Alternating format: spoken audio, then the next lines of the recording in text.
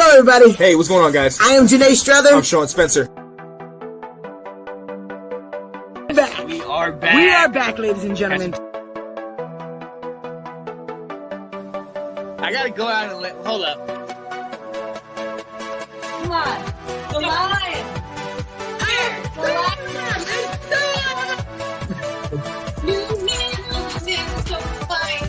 Kirk Cousins. Woo!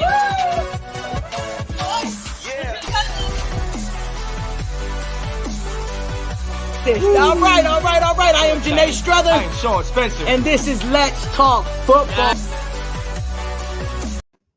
I can tell you how I feel about Let's Talk Football. The roundtable. I can tell you how I feel about Let's Talk Football. Woo! The roundtable. Yeah! What's going on, ladies and gentlemen? It's your boy, Sean Spencer, one half of that dynamic duo that is Let's Talk Football. And tonight, I'm here on the round table, baby. Ooh, it feels so good. And I'm here 1 week away from that magical day. Christmas in April, baby. NFL draft. Next week, next Thursday, April 29th, we will be in Chicago for a live draft event, ladies and gentlemen. But while I'm here today, I got to introduce my people, man. I got to introduce Mr. Nathan Snell, the Ravens expert in big name guy, the lovely Delilah Crespo. Woo, woo. Yeah. And today, oh boy, you in for a treat today. All the way from Washington Football Weekly, my man. Hello, the shirtless wonder, baby. Let's get it.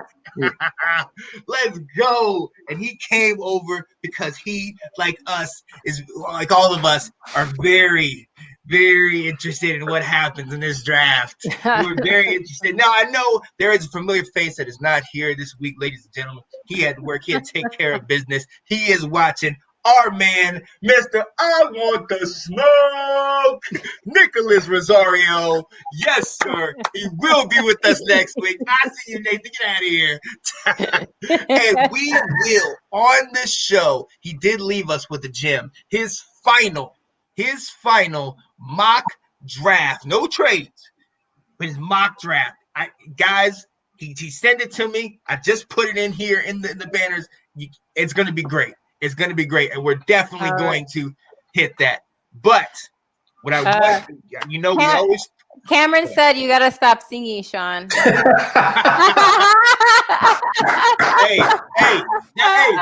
but that's why he doesn't want to come on camera, man, because he already knows I put myself out here, and I'm gonna do it every single week, baby. Let's get it done. Come on now. Anytime you want to come on camera, bro. Hey, I'm saying. So, but definitely we always start the show mentioning somebody, birthday, something positive, or something that's just in our hearts, and we have to shout out Geno Hayes, ex-Florida State and NFL linebacker, is in hospice, and it stinks. Delilah, I know you mentioned that on Let's Talk Football, the group. Yeah. What's going on with that? So he was a linebacker primarily with the Bears and the Panthers, but he also played for Tampa Bay. But the issue is that, he's only 33 years old and he's suffering from liver failure. And so his family and everybody around them are asking for prayers and to kind of keep him in our thoughts to try to give him some strength to fight this. But he's in hospice. So positive thoughts to him and his whole family. Yeah, that's rough to hear. That's rough to hear, man. And a lot of times, the crazy thing, there's so many people that play in the league. A lot of times, they have success, or maybe they don't, and they leave the league, and you don't hear anything about them. Right. They're not making the tackles, they're not making the interceptions, the touchdowns, the catches, this and that. Once they get out of the league, it's kind of like, where are they now? And it's sad to hear a story about somebody that was in the league, that was a solid player, that's going through this right now. So prayers go to you and your family. Hope everything works well with you.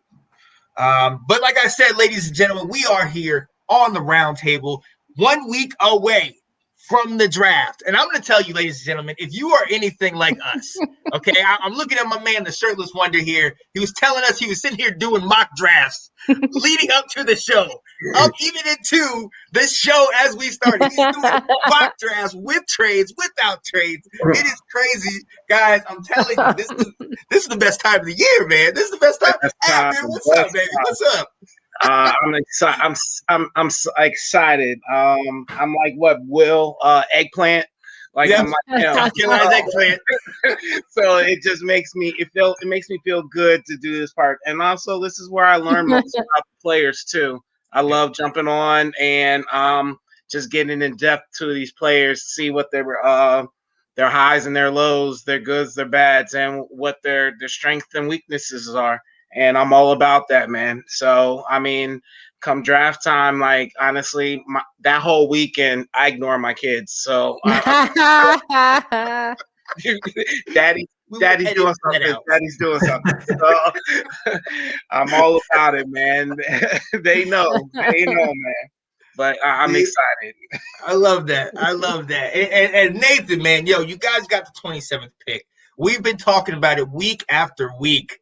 How you feeling, man? Are you feel confident that you guys are going to make the right move? Because I remember you put up something in the Facebook group about how there's a little deceptiveness in your front office.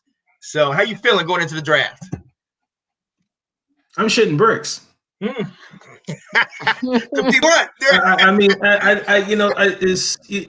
understand.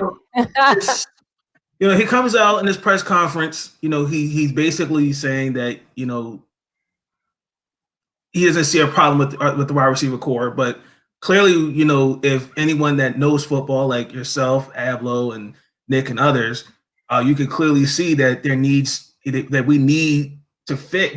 There needs to be a wide receiver drafted, plain and simple. I'm not saying that's a priority, but it needs to be addressed. I mean, no disrespect to Marquise Brown, Miles Boykins,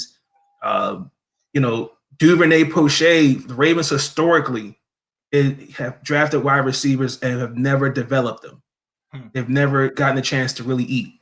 That's why I'm hoping T. Martin from Texas, I can't remember the other coach that we got. I'm hoping that, they could really help these boys really develop. So, I mean, the 27th pick, I mean, that's, it really just wasn't wide receiver. I know they talk about getting a pass rusher there, offensive line, interior offensive line, center, tackle. I know Brown might be traded. So there's a lot of things that, Baltimore can do, but we'll just see what happens with the 27th pick. But what's priority? Like, you know what I'm saying? That's what essentially the first round pick is. I put this position in priority. Are you saying wide receiver is a priority over all those other needs? I would say it's not. I would say I'll put it like this. It's a tier 2 priority, not a tier 1 priority, only because Lamar Jackson did throw 36 touchdowns with these guys. So it's the fact. I think it's more of Greg Roman, in my personal opinion, his play calling. Okay. And again, Hollywood Brown, if you notice, he doesn't like physical contact. Miles Boykin, I feel like he's still developing. Willie Snead was not a number 1 wide receiver. Again, Duvernay Poche, they haven't gotten an opportunity to really show what what they can do. Yeah. So I mean, so for round 1, then, so you're saying you guys can wait for round 2 to get a wide receiver. So round 1, I mean, if the wide receiver that I want is there, okay, I'm taking. Who do you want, or who would you like? Bateman. Okay, that's what you want Ravens to take. I'm not. Look at that. I've seen it. A lot of mock drafts, I've seen him at that pick. I've seen him available there. And the only reason why I said Bateman because Marshall. Round one. I've seen him but the only reason I said Bateman because Marshall, I had him in my mock draft, but I recently about there's some type of medical issue that came up, and a lot of these guys, I think it's like 40 of them that didn't play this past season. Right. So that's even more tougher to really kind of know more. Okay, like I'm looking more for a guy that has size, Not saying Marshall's that guy, not that guy, but if Right. Ravens need size, Miles Boykin, Mark Andrews are the only guys that have size.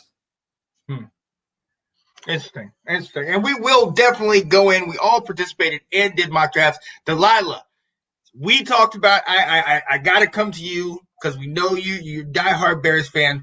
We put up the post. I sent you guys the picture in the group of it being Earth Day and the quarterbacks collecting garbage, and you had Trubisky, you had Foles, you have now Dalton, and then McNown, and then we saw it just garbage.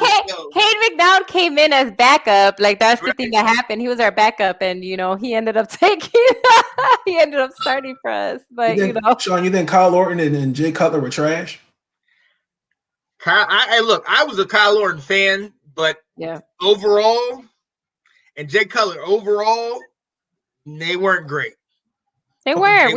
They had years. They had good years. But they weren't great. But go ahead. Yeah, no, I agree. Like he's the that's why I was laughing when you're like number 8. I said, well, obviously it's not Jim McMahon because he did wear that jersey. Number 9, yeah. You were showing me at first I thought it was Sexy Rexy, and I was like, no, that's not Rexy. He did not wear that. Yeah, I was like, no, and I was like, oh shit, that's Cade McNown, because we rode through so many. McNown, Glennon, all these off quarterbacks like Cutler. It's very I don't know. So the funny thing with Cutler, right? We thought that was gonna be our dude. Like we were like, oh yeah, our friends.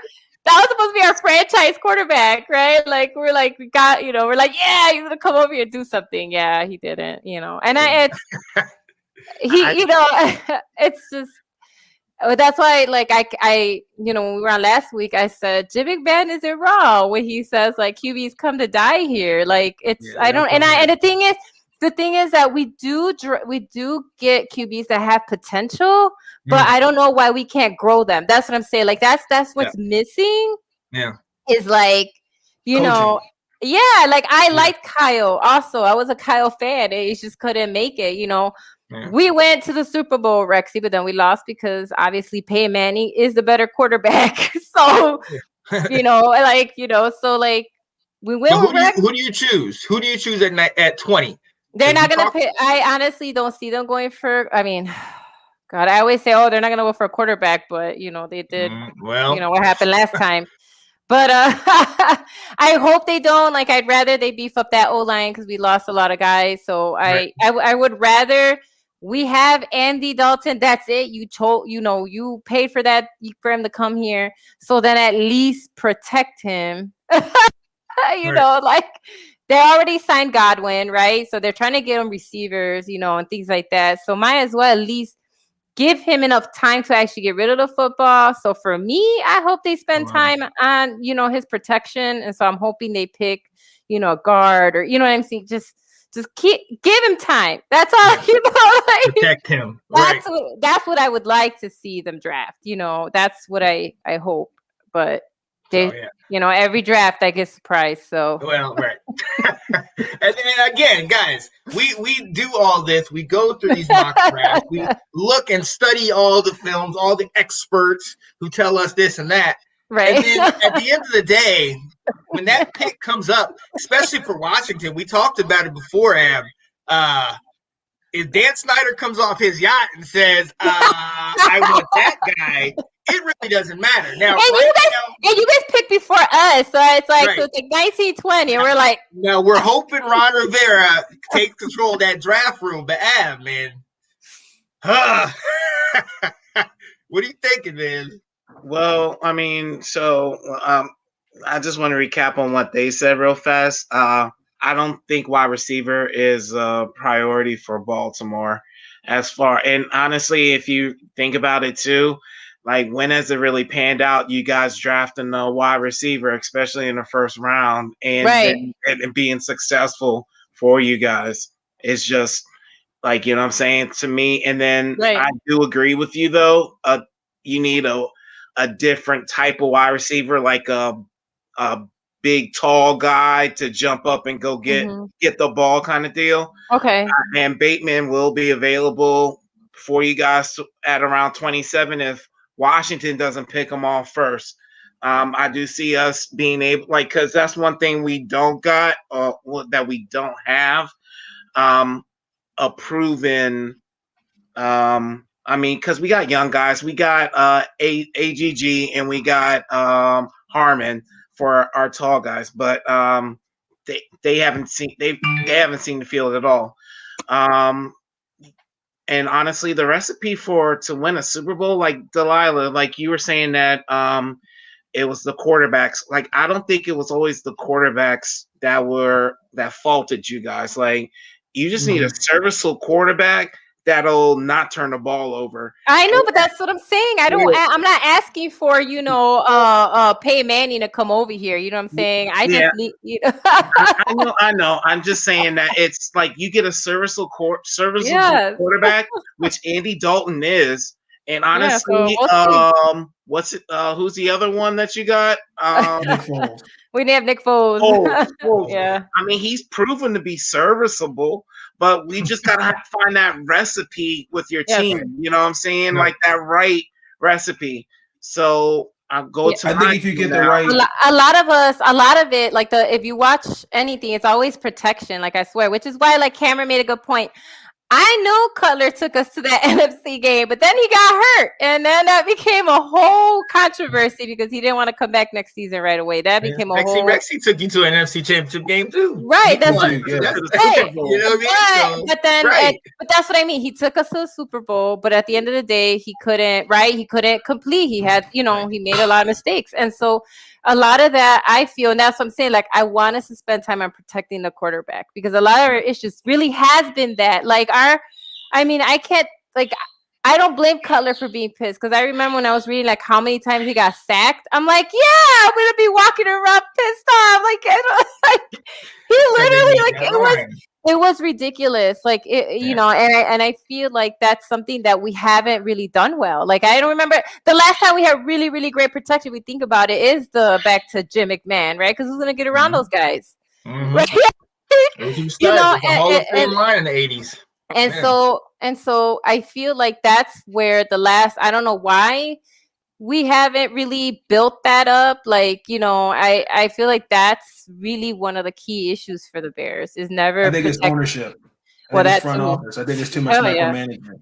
It is because it's not. You can say that for a lot of places, though. Yeah. But it's like I think we're one of the few left that is owned by like a family, right? Like, it's not really like, like a corporation or whatever. It's like it's the same family. It's like, and they just pass it to the next guy, and it's just a lot of times they're not football people, right? And so that's what happens. That's what happens. And that's what Nick said too. Nick said that like the last football person we had was Papa Bear, and I was like, and it's been a while. Years ago, been a while, and it's reflected in some of the picks. But and Chicago's a team that doesn't. When they do better when they pick elsewhere, like you're saying, like a line, and we will definitely see what they pick. But I want to move on real quick because we have this mock draft. But before we do this mock draft, before that, we have to do one of our longest running segments on this show, Diversity with Delilah. Let's go. And this week, she's covering the New York Jets, new head coach, Robert Saleh. What's up, Delilah? What you got for us? All right. Yeah. So I felt like, again, we are, right? Want to celebrate diversity and things like that. And I was also thinking about that this is the month of Ramadan, and there are Muslim players. Like, we do have, and I know people don't think about that, right? I think sometimes we think about it, we always think about basketball, right? Because Kareem Abdul, right? Very popular, right? Pakistani Muslim. And so I feel like it was important to kind of show that also. So Robert Saleh is, as far as they know, because sometimes people do hide their religion for various reasons. As far as they know, he's the first Muslim head coach hired in the NFL. He was born to Lebanese parents, so he's also Lebanese. He was born and raised in Michigan. He attended Northern Michigan University from 1998 to 2002. He played there for 4 years as a starting tight end because one of the concerns is that all of his coaching gigs, even starting in college, has been on the defensive side. So a lot of his experience coaching has been in the defense, and so some people were kind of wondering, as head coach, how that would work. But he does obviously understand the offense if he played 4 years, and he also got all conference honors as a tight end, right? So he was signed to a 5-year contract, so he's gonna be with the Jets for a while, right? So again, his list coaching career for Michigan State in 2002 through his stint as San Francisco 49ers D coordinator has exclusive, as I said, has had that defensive flavor. He's also a coach for the Houston Texans, also on the defensive side. He was retained by Gary Kubiak's staff in the Houstons when he was there. And then he was promoted to quality control defensive coordinator under Richard Smith. He then went and did, again, kind of same thing, defensive quality control with the Seattle Seahawks under Pete Carroll when they went to the Super Bowl in 2013. That's when they defeated, the Denver Broncos. So he was part of that defensive team when they were called Legion of Doom. Like that whole whatever. Boom, yeah. So Legion of Boom, that he was part of that. And then he also was with the Jaguars for a little bit. But of course, the rest of his, the last few years, he was with the San Francisco 49ers as a defensive coordinator. And then, with Kyle Shanahan. And then finally, this past year, he was signed on as head coach for the New York Jets. And, we'll see how he does. I mean, I have no hate on head coaches that have a lot of defensive, experience, but I guess they want to see how that's going to translate with the offense. Yeah. What do you guys think? Do you think that will be an issue for him? Should be interesting. Yeah. What do you think about that pickup, Robert Salah? Thank you, Delilah, by the way. Yeah, but congratulations to him. Honestly, I think he is one of the best coaching options this year to get picked up. Honestly, if you just watched one of his games when he was the defensive coordinator for 49ers, yep. I was getting hyped up for him. It's insane. That's not even my team, and I'm right. I'm right with you, bro. I'm right with you. You want me in? You want me in? Yeah, that dude. He brings energy. Yeah. He brings energy, and one thing that when I used to coach wrestling is you win a lot of your matches through aggression. And honestly, he's teaching that plus skills, and you add that all together, and the head coach, the personality of the head coach. He's like a Ron Rivera type. You want to go out there and do things for him. I can see that team. Please do not be surprised if that team is on the bubble to making the playoffs this year.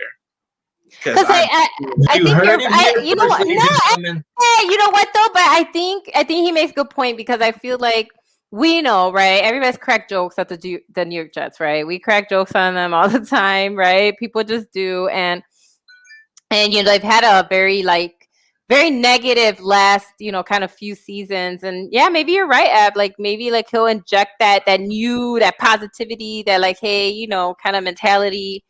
So yeah, I mean, that energy is the energy that he's going to bring to that team.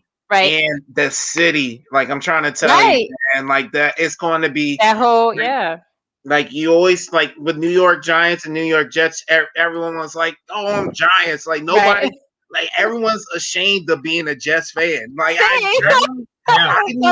know one Jets fan in my life. You know what I'm saying?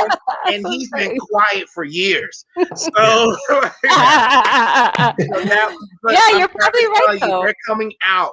They're going to come out, and he's going to bring them out. I hope so. Like Ron Rivera's doing with the Washington football team. He's going to bring, and then they have the picks, the money to do it. Honestly, not this year. If not this year, next year, Yeah. they're on the cusp of making the playoffs. Yeah, I think their morality is gonna be better too, right? Their morale, they're gonna be more like, hey, this, and I don't think, and the thing is that like he's not gonna take nonsense either, right? Like I feel like he'll be strict, but not too bad. But you know what I'm saying? Like he's just gonna go in there and be like, all right, we gotta get this done, But right? sometimes strict is what you need in a Right? locker room like that. Like You it's, do. you know what I'm saying? Like, and Ron Rivera, he's the perfect example of that. It's like, sometimes you just need that strict guidance in order to be like, you know what? I rocks with you. I know Right. you Mhm. got my Yeah. best interest, this team's best interest in mind. So I want to go out there and do that for you. Yeah. Do you I think like- that?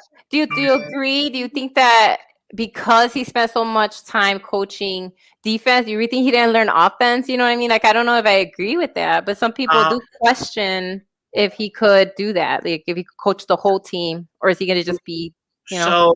So with football, it's not about knowing. Like I know both sides, and I'm sure anybody that's hired and paid money knows Right, exactly. both sides somewhat. Right. You know what I'm saying? Right? Yeah. But it's not his job to be like, oh, I'm a coach. I'm going to call the Right. plays for both offense and defense. That's Right. what the coordinators are for. Right. So anybody sitting there saying, oh, he needs to know both sides of the ball, like, what about the 800 million coaches Right. before him that were just defensive coordinators? Are you asking that about them? No. Right. So, like, so what are you talking? Why is that a reason to doubt this man? It's not. Right, and that's the thing. And it's not. He has an impressive resume. He does. He's worked at a lot of different places. And Nathan, I mean, I think Ab hit it on the head that I think he's going to be a positive injection to that team. And I think the fact that he's a defensive coach is what they need. They had a Greg Williams type, which is an aggressive defensive coach. Now they need somebody like this guy, and I love, everything about him. So, Nathan, what are you thinking, man? I mean, both Ablo and Delilah pretty much took the words out of my mouth. I think that this is a different.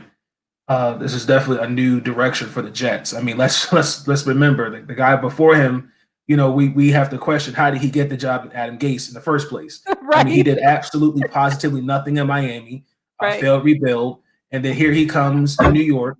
He ruined Sam Darnold. He did. The Jets, he really did not make the team better at all. So I think with you bringing in Robert again, you're bringing in a guy that is a defensive-minded head coach, but that's what you have coordinators for, like Ablo said, and you have a guy that's going to bring, like they said, energy, and you see the team going in a forward direction. Like you see progress. The only concern with the Jets is the Jets have to have the right football people in there making the right decisions. Like look at the Buffalo Bills, for example. Yeah. They're not just, I'm just giving the Bills as an example, but they have football people making the decisions. Ownership is just saying, okay, here, just do what y'all got to do.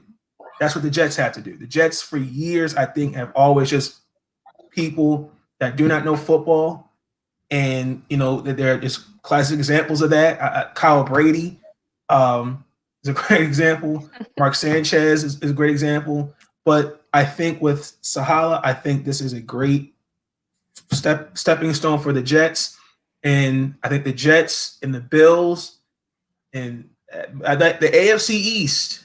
AFC East, yes. They're going to put the whole division on the map, because everybody that division, they're coming. All right. I like that. I like that a lot, man. And yeah, and again, that is definitely something that I can get behind completely, because you got Miami. We've seen what they've been doing, leading with Tua, and in the offseason. We've got New England, who's bringing half their team back, and then also been making huge splashes. Buffalo riding high off against the AFC Championship. And now the Jets, hopefully they can survive, because the other three teams are dominating and doing their thing.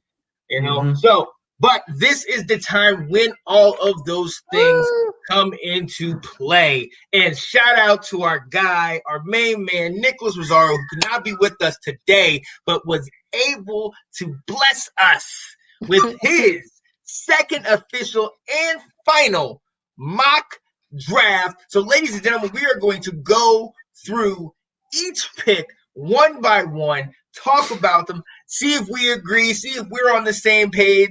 If we're not, we'll see what we've done. We've all done mock drafts, so I can't wait, ladies and gentlemen. I'm gonna tell you that right now. I am super excited. He just gave it to me, so I was able to put it on here, and we're gonna go ahead and we're gonna start with number one. Jacksonville selects Trevor Lawrence. We already know. That's a no-brainer. That's a no-brainer. Now wait. Now, Ab, you were quoted on Washington Football Weekly Wednesday nights, 8 o'clock, Facebook Live. Let's get it. You were quoted to say that Urban Meyer. Sometimes he plays funny, and he might try to go do something else. Oh yeah, you did say that. Yeah, I remember that. Are you going way back? Aren't you? I'm trying to see how great you are, man. I'm trying to give you credit, man. No, because I was so honestly I agree. Like I'm still on that tip. I'm not even going to shy away from it. Like I didn't say it. Let's go. But let me say this. But Urban Meyer, Ohio State, and honestly, we have a top 3, top 4 quarterback from Ohio State that is available. Exactly. Come on, man. I'm not the only one that sees the similarities in that. You're right. You know what I'm saying? Like, you know what I'm saying? And I wouldn't, like, honestly, to me, if he does like some chess moves and stuff like that, trades back like 2 or 3 spots just to pick up some more picks, just to pick up Justin Fields. And then that's Justin Fields, right? Yes. Okay, yeah. To pick up Justin Fields and still get extra firsts, seconds, and thirds 2, 3, 4, 5 years down the line, bro. Mm-hmm. He just did the biggest robbery in NFL history. And I didn't even say that's even bigger than when the Washington Redskins got the whole draft from the New Orleans Saints. Ricky Williams. Oh, God. Right. Yeah. The Cincinnati Bengals could have had those picks. Yeah. But they drafted Achilles Smith. Right. Who? Achilles Smith. Who? Yeah, exactly. Right, exactly. All right, so look. We're gonna go to number 2, and we had just mentioned it. We've just talked about it. Number 1's pretty solid for the most part, unless plan works. Yeah, I'm 98% sure this is right. Go. Unless something else happens. But now, New York Jets have the second pick. What they won from winning those 2 games, and they are looking. Everything at this point says they're going Zach Wilson, QB from BYU. Nathan, are you in agreement with this? You think that's what they'll do? Oh, I would say yes. I had my mock draft a little different. I did have them picking Zach Wilson. I mean, it's a no-brainer. The Jets, again, I feel bad for Sam Darnold. I think Adam Gase just ruined him. So I'm hoping that, with Zach Wilson, they're bringing him in there with, listen, this is your team. We're going to, help you build. We're going to build with you along the way. And I think this is a good pick for the Jets. Yeah. Do we know, did they go visit him? Did they go to his pro day? I don't remember. Yeah. I believe they did. I'm sorry. Go ahead. No, yeah. Go ahead. I was going to say, since there was no combine, pretty much every team was at everyone's right. Their whole okay. So there wasn't okay. Especially the top quarterbacks and stuff like that. Yeah, and even if what I'm saying, right. You saw his trend moving up and everything like that. So they already know about him. Pretty much, I agree. Right.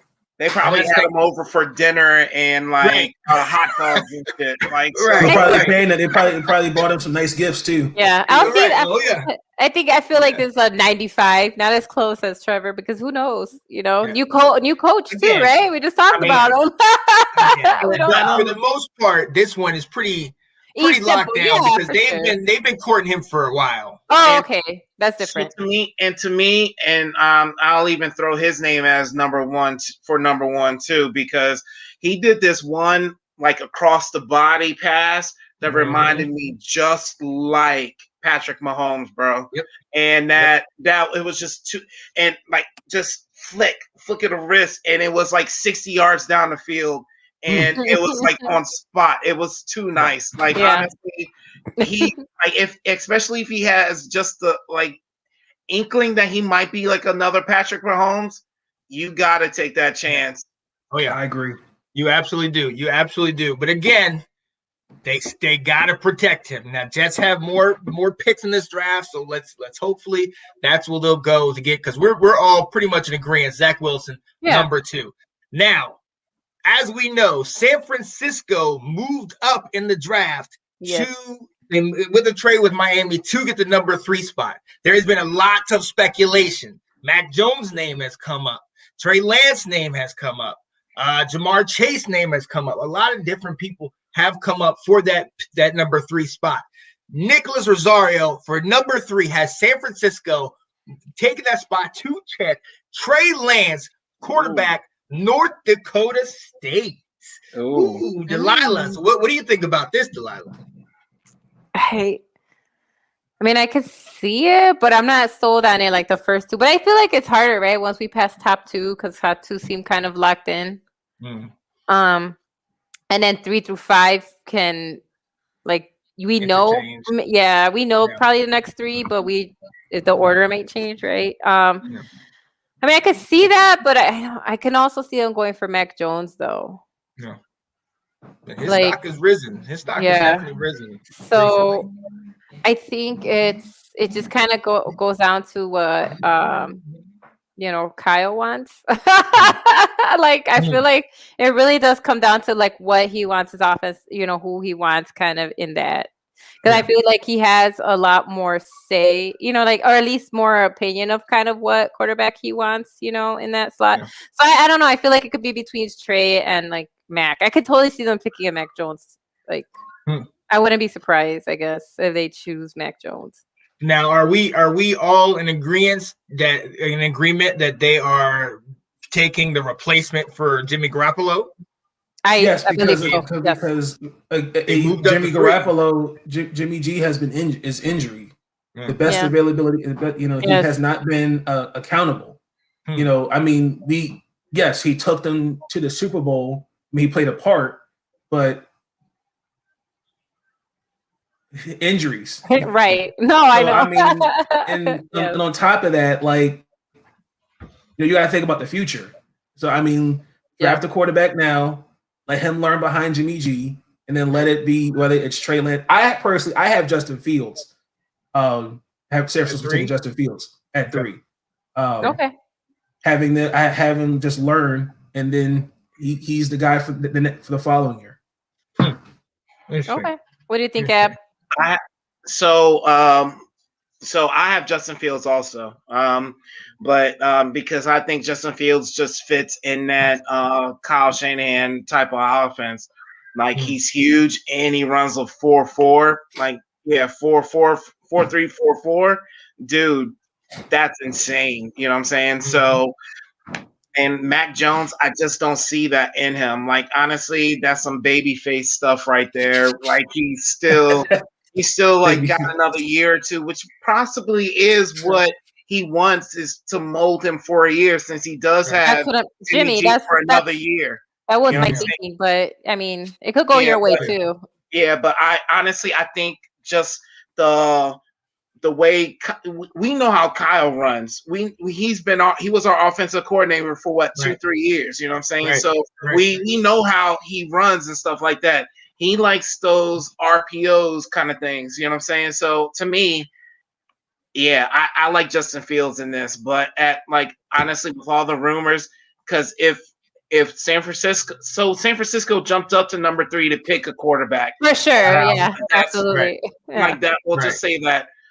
But to me, if San Francisco doesn't pick Mac Jones, I don't see another team grabbing him until Denver and Cleveland. Right. So, Yeah, I see that. All right, and moving on now. Number four. Number 4 is Atlanta. And honestly, this is where we just spoke about Justin Fields. This is where I had Justin Fields going. I did kind of think that Trey Lance was getting a lot of attention, so he would go to San Francisco at 3. So I have Justin Fields going here. Nick has Kyle Pitts being the first non-quarterback to go off the board and get taken by Atlanta at number 4. How we looking at how we feeling about this? I mean, Kyle Pitts is sick though. I saw his like pro day and stuff. Like, I guess because they don't I'm assuming he picked that because he doesn't think that they have a quarterback need, right? Like he really doesn't see that they need He's probably giving more time to Matt Ryan, thinking he's got more years to play. And you still got Julio, you got Calvin Ridley. I mean, you got theory, and you have a tight end. So right. It would be a solid little setup, I had Justin Fields just because of the same thing you're talking about with Garoppolo in San Francisco, that Justin Fields can come in, sit behind him. Once Matt Ryan leaves, you got Justin Fields and almost like a Michael Vick type situation out there in Atlanta. But that was just me. Nathan, what do you think about this? I think that's a reach if for Atlanta to take Kyle Pitts. I mean, I'm looking at Matt Ryan. I think Matt Ryan has at least, in my personal opinion, 2 more years left on him. And then on top of that, I understand. I think his cap situation. I know Atlanta's probably looking at that and going, I'm not going to really take a cap hit. So I can see Trey Lance going here. I have Mac Jones being drafted by Atlanta. Oh, okay. I just think again the same thing with San Francisco, a quarterback to replace Matt Ryan. If you gave me an definitive argument to find a replacement for Julio Jones, you have Calvin Ridley, but you need someone to play on the other side of Calvin Ridley. But I'm sticking with Mac Jones at 4. Interesting. Yeah, because I don't know, like if you guys saw, like they were sharing, like the next kind of, when I don't know how much longer Julio Jones has. I think you guys are right. Like I like how much time does he have left in the league? I think he got a couple more. I think he got several more years, to be honest with you. I think he has several years. He has some issues, but I think he will be all right. I mean, granted, he gets injured every year. You know what I'm saying? Yeah. So I know they might be sick of that, but to me, I think they have Calvin Ridley. You have wide receiver 1A and 1B in Calvin Ridley and Julio Jones. So honestly, I think they're okay with wide receiver, my opinion. Right. My number 4 was Penei Sewell. They got. I'm like I said before when we were talking. You just need a serviceable quarterback. You have a serviceable quarterback in Matt Ryan, and honestly, you just need for him to get protected. And they'll honestly, that team is a contender. And then you got the fall off New Orleans. You're really only competing with Tampa Bay in that division right now. Right. To me, they just need the protection, and so they get the best tackle, and then they look for their quarterback in a year or two when his contract is up. Okay. Are you putting Penei Ab on the right side or the left side? I'm not sure. I don't know the line like that. So I find it interesting that both you and Nick do feel that this is where the quarterback might get a break, where it's not 4 straight quarterbacks. Mm-hmm. Like that's intriguing, and it could go that way, right? No, this is without trades. If my other mock was with a trade, and this is the first time. This is where the trade would come. I would see a trade happening with number 4. Was it Atlanta for Carolina? Was it Atlanta and Carolina? No, it's not inside the division, bro. Come on, man. Okay. Maybe New England in there. But all right, so Denver. Okay, I can see that. That's right. Okay, yeah.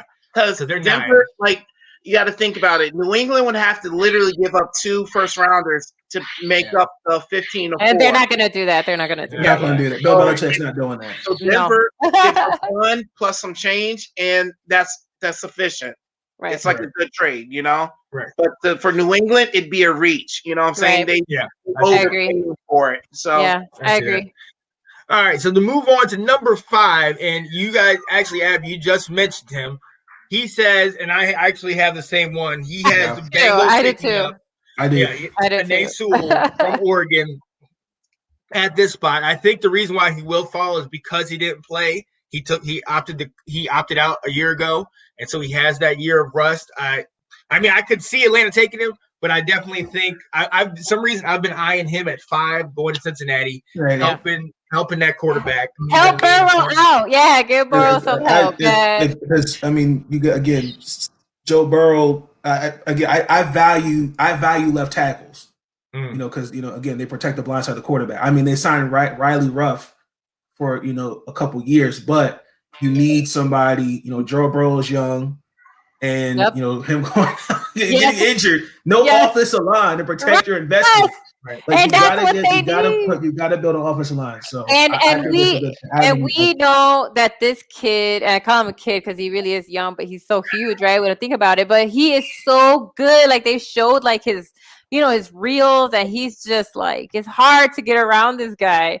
Right. And you're right. I don't know, where would you, because he could, as far as I know, he could play both. He could play left and right. So I guess it would be up to the coach to decide where he's needed. Usually on the offensive line, like like Sean knows, we got Brandon Sheriff to play our right tackle, and he couldn't do it. Like literally couldn't do it, but we had to move him into right guard, and that's where he excelled at. It's the coach's job to put the player in the place and where they will most excel at. So to go back to what you were saying, Nate, where I would put him on Atlanta Falcons, wherever he fits. Like, you know what I'm saying? Like it like you have them compete, whoever's best at left or right, you put them in there, Yeah.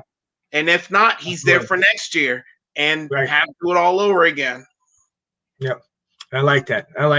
Now, my 5th pick. I'm sorry, I didn't tell you. Who you got? Who is it? Kyle Pitt. Okay. You and Nick are pretty close. You and Nick are pretty close. I like that. No, I like that though, because if they switch, if Penei goes early, I like Pitts there because giving weapons to Burrow. But now look, we just talked about on Washington Football Weekly, Thaddeus Moss. Did he get picked up by Cincinnati? He did.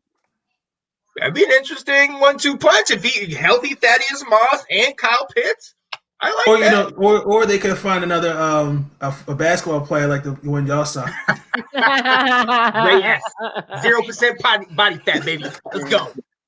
Never played football in his life. He's gonna dominate.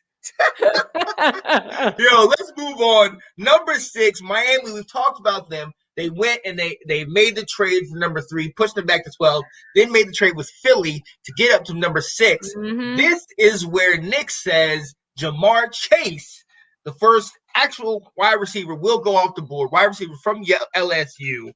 Nick has him at 6. Me personally, I have Kyle Pitts at this particular point. I think Miami gets them to help Tua. Ab, I'll go to you first. What do you think on this one? Okay. I got Chase for 6 too. I think Tua just needs another weapon out there. I think they're not sold on Tua, so they just honestly, they're trying to give him no reasons to be bad. And honestly, that's how you're going to do it.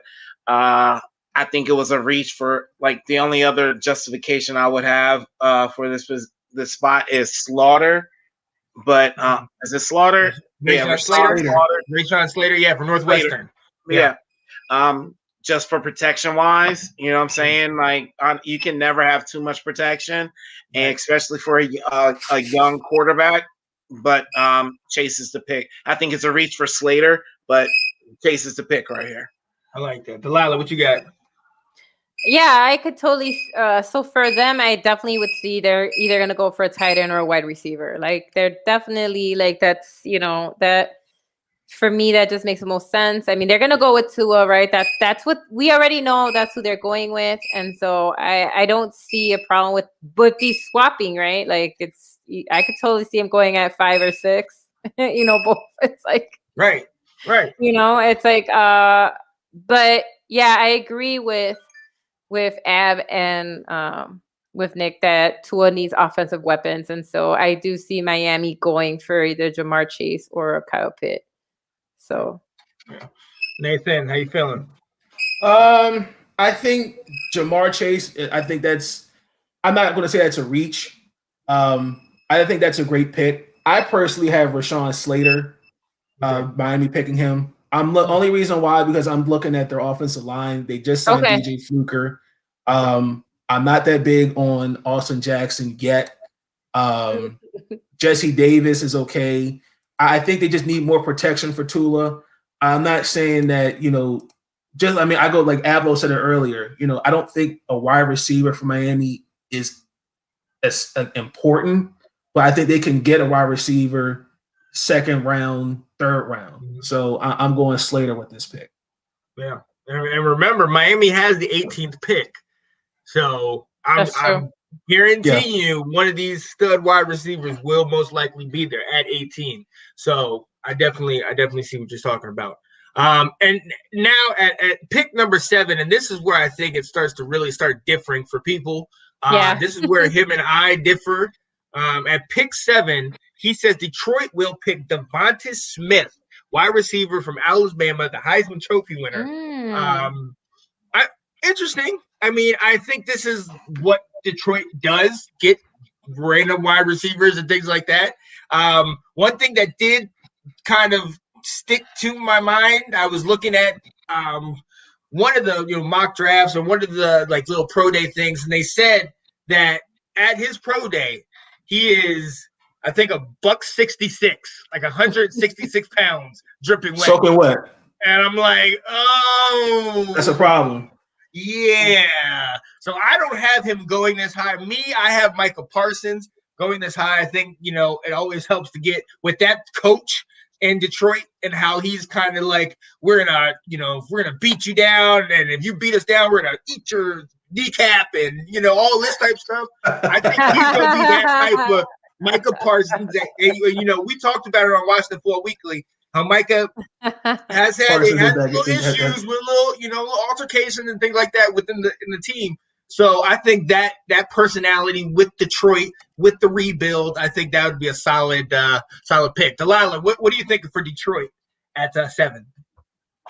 So Detroit is another one that always kind of I don't know. Sometimes I definitely could see them going with a wide receiver because they got Goff for a reason, right? And this is their chance to actually go further than they've done before, right? Because we know that they've had some of the greatest players, right, to play the game and never did anything with them, right? Like, Emmitt Smith. No, Barry. Like, Megatron. Like, we have guys who like spent their careers there and unfortunately like didn't, get the end result that I know they wanted. And so, but I definitely see them getting a wide receiver here for Goff, right? To make sure that he's got, again, like, someone around him. So I could see, I mean, it doesn't have to be Devonta Smith of Alabama. It could be Jalen Waddle from Alabama. Because I know that he had a good outing too. And I've seen some of the like different articles saying, they put him kind of in the, top 10 wide receivers, in the class. So it could be a different Alabama wide receiver they pick. Nice. But if they do, I wouldn't be shocked though. That's the thing, because I'm from the, this is my division. So I've never. Right. What kind of moves Detroit will make. Yeah. What you got? What you got at 7, man? At 7, I got Waddle. Honestly, I think his Smith is actually small. Honestly, I'd be surprised. I'm calling it now. This man might slide, y'all. I'm trying to tell you, he might. Yeah. And honestly, player types like him, like I said it on our show, Sean. There's about 80 of them. There's about 80 little short people trying to play football in this draft. So, same position too. You know what I'm saying? That So- weigh an extra 12 pounds more than him.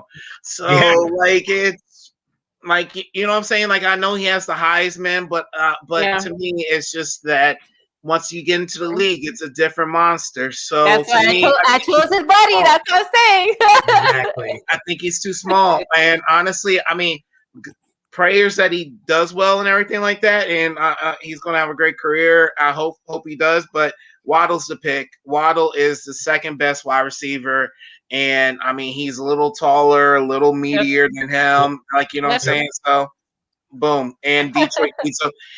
I like what you said, Parsons. Though I like, especially with that head coach. To me, that's another player I see falling. I think he's sliding too. So Yeah. I see that. Nathan, What how do you feeling? you think, Nate?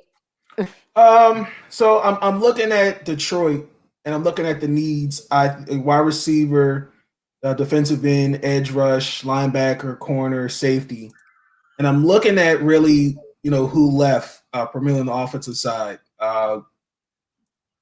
Galladay left, Sanu left, Marvin Jones left, Agnew left, and your replacements for them was Tyrell Williams, Rashard Perriman, Damian Ratley, and Caleb Raymond. They're to me, they're no disrespect, but they're not. I think Jared Goff needs more. So I have Jahmyr Chase at number 7. Okay. I just think that again, you lost Galladay and Jones. Primarily, those two were Matthew Stafford's, other than TJ, the tight end. Jared Goff doesn't really. That's really his only. You have Tyrell Williams, but I think he needs. I like Avlo said, Devontae Smith as a $166, and like especially up there in the Northeast. Hell yeah. That weather. That's just not a good combo. So I'm Midwest, but yes, still. I'm gonna play. No, thank you, Midwest. Thank you. I'm gonna play it safe. We freeze our asses over here. It's true. I'm playing it safe and going Jahmyr Chase. And he tiny. You gotta think about it too, Mike. Just what next point is, Sean. You remember playing football when it was like really cold outside and you hit the ground when it's like frozen.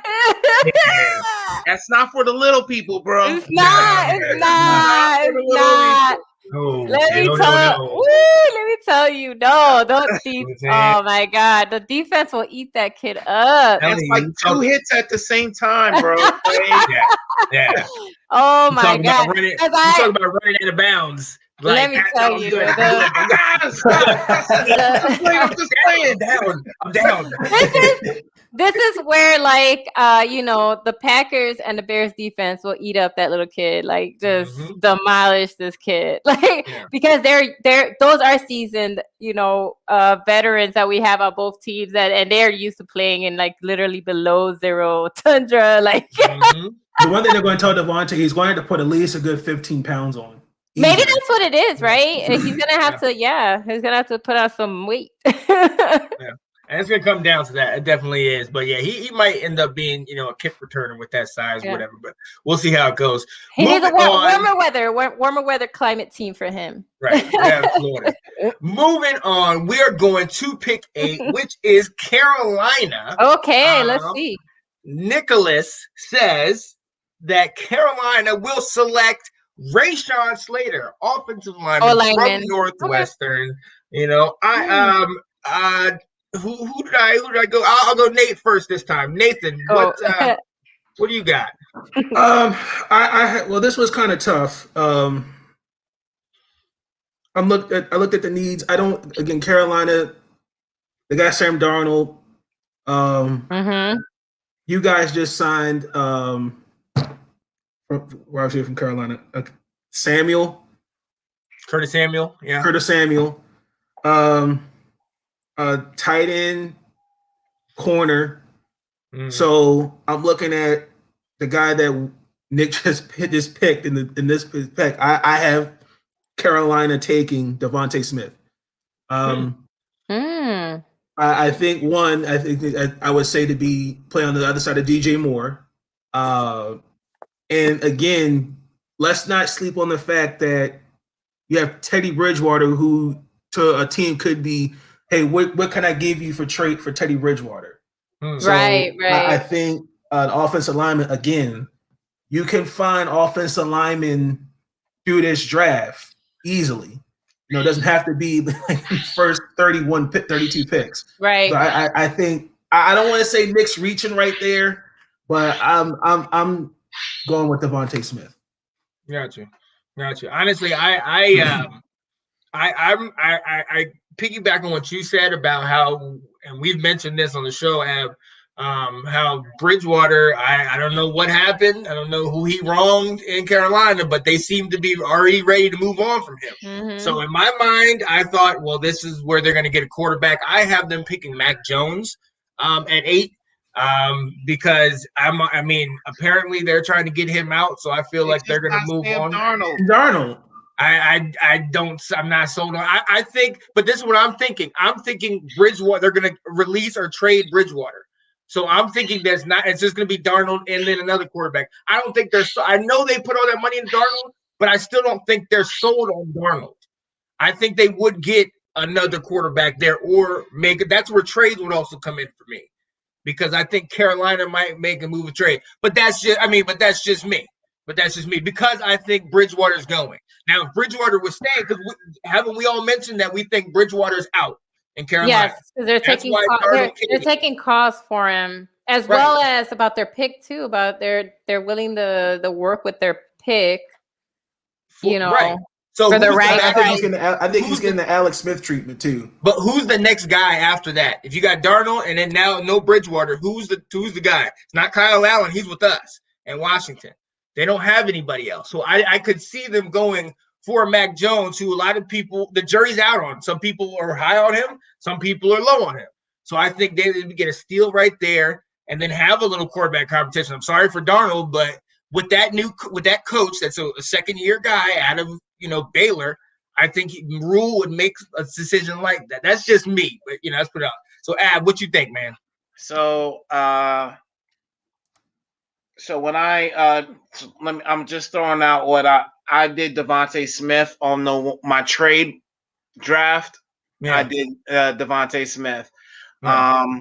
But for the one we're doing right now, I'm with Will. Not with Will. Nick. And I picked Sean Slater. To me, Sean, no offense, I totally disagree with what you're saying. You don't you pretty much you traded the farm to get Darnold. You know what I'm saying? So, and they already said that they picked up his 5th-year option. So to me, you don't do that and then be like, okay, I'm going to give you competition for the next 2 years. You know what I'm saying? By drafting. I gotcha. This is the best opportunity to pick up a quarterback. Because I do agree with you on that sense. Right now, there's not when you play football in the NFL, you don't think you're going to be in the top 10. But when you're in the top 10, you absolutely have to think about taking a quarterback. Right. That's the best the best chance to hit the lottery. And to me, they're in a scenario. Best scenario here is for them to trade out. You know what I'm saying? Why not trade out? Well, and that's the thing. Mine didn't have trades because that would have been a team that I would have traded. Because I think that's just almost a no man's land at 8. Because you're gonna have a couple guys that are good, but you don't need them. You know what I mean? Like Mac, I agree with you that Mac is going to fall. I don't think he's going to, but with that coach, I don't know. Something funny. I just bring Bridgewater out, but keep going. Yeah. So to me, this is a perfect spot for New England to be like, ding, ding, ding, ding, ding, ding. We still got Mac on the board, right? Bates. Yeah. So, this is the perfect time for them to be like, hey, what's good? Let me ask you a question. So, I like that. Delilah, what you think? Yeah, I think I agree with Ab. I feel like they really did invest. I get your point though, what you're saying, because they are going to get rid of Teddy. But at the same time, I think they really did invest a lot in Sam Darnold. And so I could totally see them getting someone like Slater. Hey, what's up, Marcus? I could totally see, like, I could totally see them go O-line, right? Just to kind of help out Darnold, right? Because if you're spending all this money on him, right, and you're willing to give him this much time, like, he definitely needs more coverage or protection. And like we've talked before, like as we've said, that's really important to a new offense, or when you're building a new offense, right? To make sure that quarterback is protected. So I could totally see Slater going, because he really, again, he's another stud. And I think it's interesting that this year you're seeing a lot of, O linemen and wide receivers up here. I feel like the wide receivers in them would be higher if it wasn't because we have such a stellar class of quarterbacks. And online, yeah, we have a really deep and solid draft this year, and that's one of the reasons, ladies and gentlemen, why we are so excited. And a lot of these picks between 7, 8, and 9, like Ab alluded to earlier, that's where the trade is coming. Yeah. I really, Yeah, if I were to bet, For sure, if I was yeah. a betting man, somewhere between 7, 8, and 9, right before the NFC East with Dallas, New York, and Philly at 10, 11, and 12, I think somewhere with the Lions, Carolina, and Denver, somebody's going to make a trade either up or down, or somebody's going to trade into the top 10. So that's what I'm looking into. At number 9, the Denver Broncos, Nicholas says they will have to select Micah Parsons from linebacker from Penn State. It's an interesting pick, Ab. What are you thinking? I mean, Von Miller coming back, barring any of the legal stuff that he has been dealing with. That defense, Chris Harris Jr. Micah Parsons, healthy, could be solid. What you think, Ab? To me, I don't not like this pick.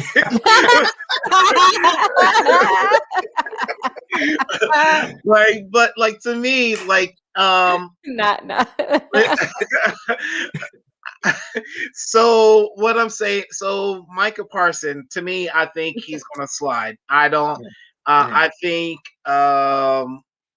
What's his name? John Elway is a character type of guy. Like, you know what I'm saying? Like, I think he's very, like, I don't think he wants that on his team, and he won't even take a chance for that reason. Yeah. You know what I'm saying? So to me, I don't see that there. And also, I think John Elway, being an old school Hall of Fame quarterback in himself, he doesn't have a lot of time to be playing with these quarterbacks that aren't getting the job done.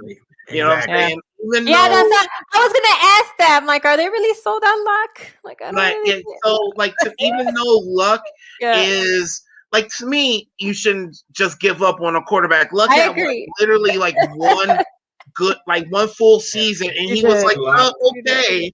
Like, he had his good games, he had his bad games, but like John Elway, he went on from Tim Tebow, and that boy just went to the playoffs for you, bro.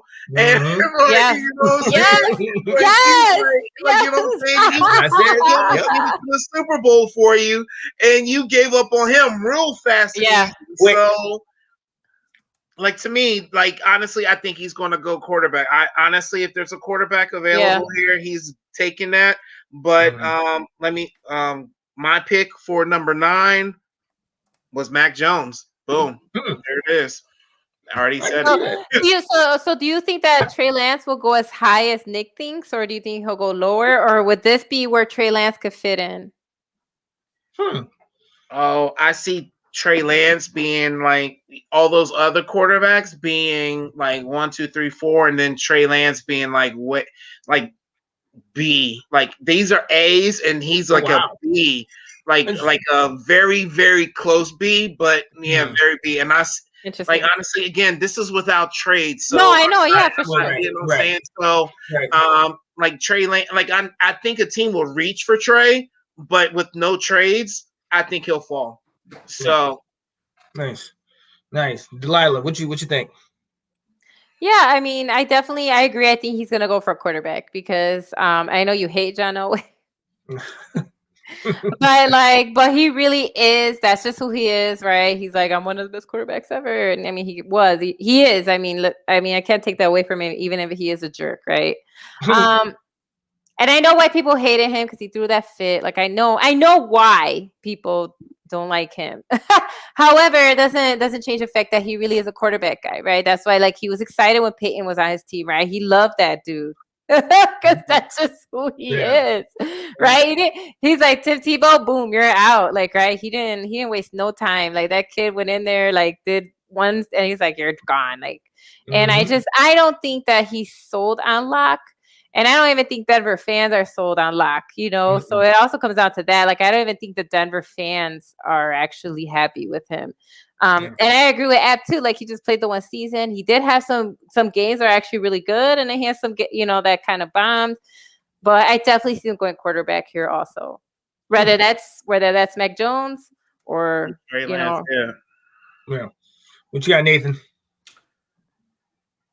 Let me start off by saying this. I think this is the year John Elway needs to be on the hot seat. let me go off the list of quarterbacks since the Denver Broncos won the Super Bowl with Peyton Manning. Yep. Brock Osweiler, Trevor Siemian, Paxton Lynch, Case Keenum, Brandon Allen, Joe Flacco, Brett Rippon, Jeff Driscoll. I mean, how many quarterbacks do you have to go through to say this is the one? I can't speak on that. I think John Elway had. I don't like John Elway personally. Because like I said, a lot of people don't. he, the way he set up, you know, my dad's Baltimore Colts back in the day. You know, it's just that's one that's for another day. But I think Michael again, like Ab said it. Parsons, you know, again, Elway's a no nonsense guy. Yeah, you know, he's not going to retake that. I mean, even though you got Von Miller, and you got some other guys on that defensive end that can definitely bring a leadership role, mentor him. I'm all for that. But I see Michael Parsons sliding. I have Denver taking Trey Lance. Yeah, say quarterback. I'm just again. I'm not. I think Drew Lock is a great quarterback. But again, I see it didn't pan out. I really didn't. I mean, I know that a linebacker, offensive tackle, but a quarterback was to me glaring. And I think I'm not saying Trey Lance is the savior. Right. I think he and John Elway in some way kind of could be a mix there because people forget John Elway in the beginning of his career was a mobile quarterback. Right. So he may learn a thing or two from John Elway. So that's who I have Denver taking. That's interesting. I like where you're going, and I think Denver is one of the teams that could possibly move up or something like that. I personally think that since in echoing what you guys have been saying about John Elway and how he's just not been hitting on quarterbacks, I think he gets gun shy. I think that Rashawn Slater drops to there, and they take a lineman, and they just say, well, let's see if we can get Drew Lock and give him one more year or give one of these guys, you know, something like that. And that just goes with I mean, if he does that, I'll be like, all right, Elway, baby, like you're not that much of a douche. The thing. But his history has proven that he's, you know, either he's getting a bad QB or you know, he's doing other moves. So I personally think he's gonna try to just dodge that bullet and not go for a QB. I think he'll miss. You know, and I think he'll go Rashawn Slater, but that's because I think Rashawn Slater is going to fall to that spot. Yeah. So Sean, just remember the factor that I said. You don't get playing football. You don't expect to be in the top 10 every year. Like that's the thing that I think is like a factor that everyone should implement in their head is like if you don't already have your franchise quarterback. You're not going to be top 10 every year or in a position. Right. That's my point, though. But on my mock draft, Fields, Lawrence, Wilson, and Mac Jones are already gone. You got to remember that. So at that point, Denver's not going for Kyle Trask. You know what I mean? Like all those guys are already gone in my mock draft. So that's why your top 5 is gone.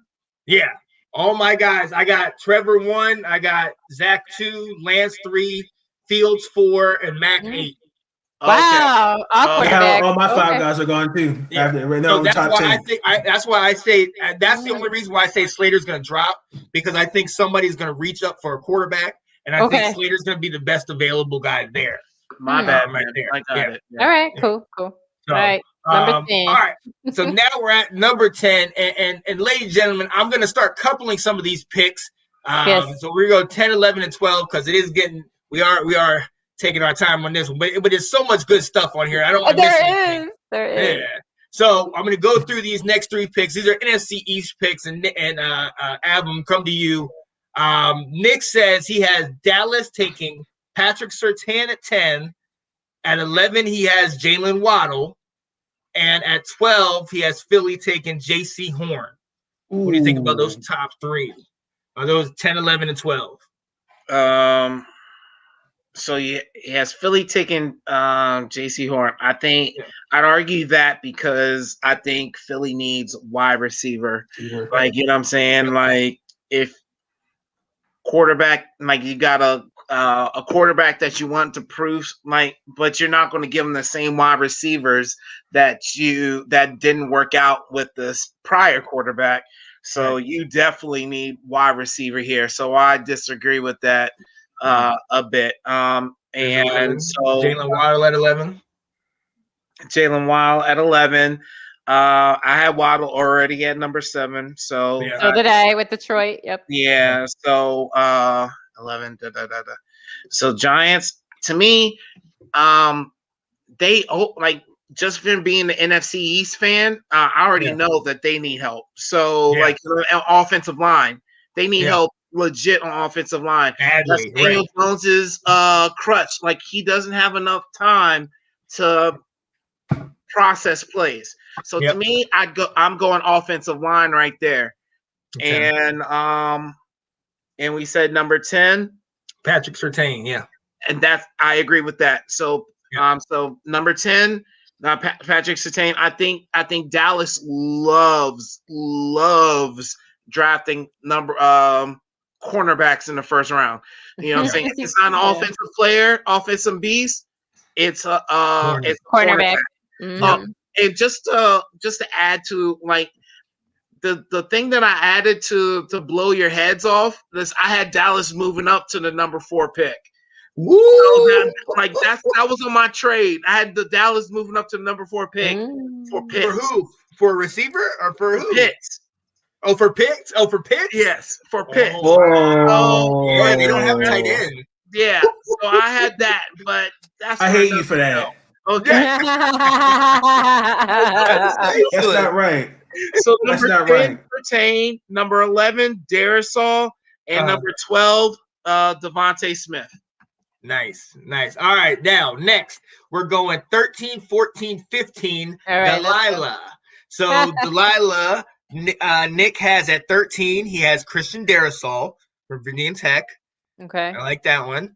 For 14, he has Justin Fields dropping down to Minnesota at 14. Wow. Very, very interesting right there. That's interesting. And then at 15, he has Mac Jones going to New England.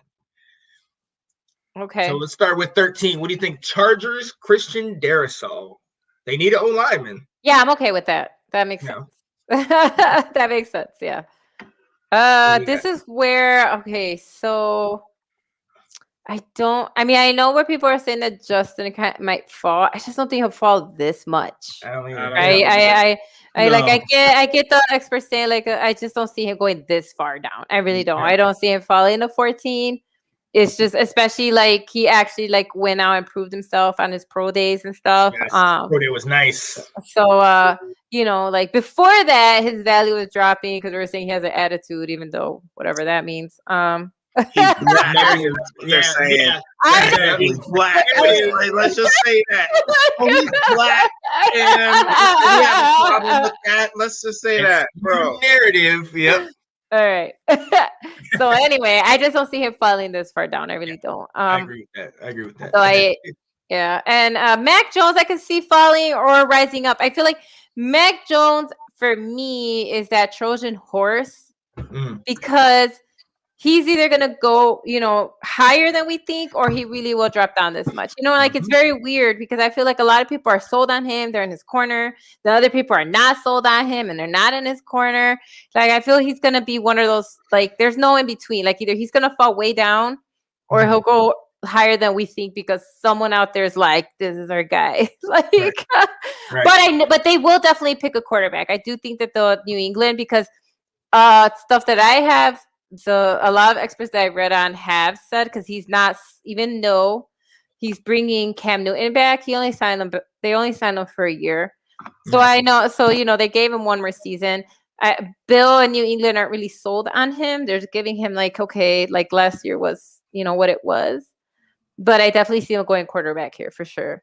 Now, is it Mac Jones? I don't know, because I did read that they already are courting a B, like Ab was saying, kind of the B list quarterbacks. And we know that they're actually really good at that because they did pick Tom Brady and he went like in the 5th or 6th round, right? Like it's just in this case, I don't think they're going to wait to the 5th and 6th round to pick a quarterback, but I definitely could see them picking a QB because they want someone behind Cam Newton. I can see them getting him. I can see that happening somewhere down the line. I could see them getting him. I just think he fits. I think he'll fall right behind Cam. Yeah, I don't hate this pick. So, yeah, I like that. All right, 16, 17, 18, Nate. All right, so we're starting with 16. Nicholas has Arizona taking Najee Harris, running back from Alabama. 17, he has Las Vegas selecting Elijah Vera Tucker out of USC, stays close to the area. And 18, he has Miami selecting Kwity Paye, edge rusher from Michigan. So we'll go to 16, Najee Harris from Alabama. What do you think, man? Do you mind if I recap the previous picks? Is that okay? From 16, 17, 18, or from where? From 10. Because so some of his lists I had it differently. So real quick, I had the Dallas Cowgirls getting Kyle Pitts. I had the Giants getting Darshu. I had the Eagles getting Waddle. I had the Chargers getting Vera Tucker. Minnesota, Walker Little. I had the Patriots getting Kadarius Toney.